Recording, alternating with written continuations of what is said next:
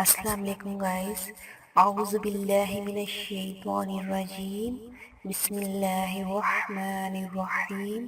معزز ناظرین اور سامعین، میں آپ سب کو اپنے چینل میں خوش آمدید کہتی ہوں۔ ویڈیو کا آغاز حضور پاک صلی اللہ علیہ وآلہ وسلم کی بارگاہ رسالت میں درود پاک کا نذرانہ پیش کرنے سے کرتے ہیں۔ آئیے مل کر پڑھتے ہیں۔ بسم اللہ الرحمن الرحیم۔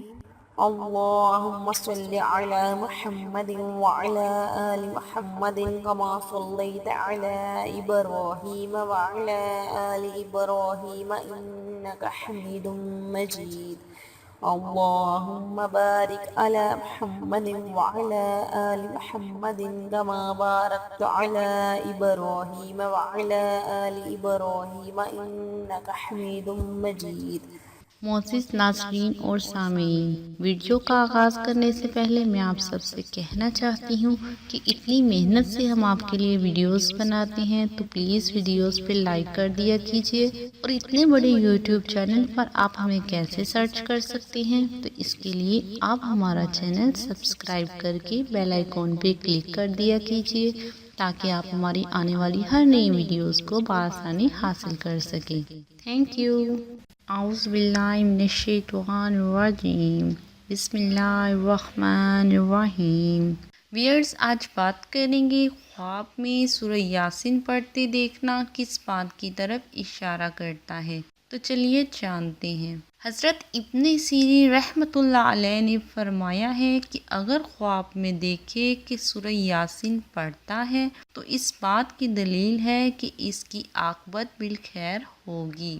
حضرت ابراہیم کرمانی رحمۃ اللہ علیہ فرماتے ہیں کہ خواب میں سورہ یاسین پڑھتے دیکھنا اس بات کی طرف اشارہ کرتا ہے کہ اس کی عمر دراز ہوگی اور حق تعالیٰ کی رحمت پائے گا۔ اسی طرح حضرت جعفر صادق رحمۃ اللہ علیہ فرماتے ہیں کہ خواب میں سورہ یاسین پڑھنا اس بات کی دلیل ہے کہ حضور پاک صلی اللہ علیہ وآلہ وسلم کی محبت اس کے دل میں مضبوط ہوگی۔ تو ویئرز، یہ تھی ایک چھوٹی سی انفارمیشن خواب میں سورہ یاسین پڑھتے دیکھنے کے بارے میں۔ امید کرتی ہوں آپ کو میری یہ چھوٹی سی ویڈیو پسند آئی ہوگی۔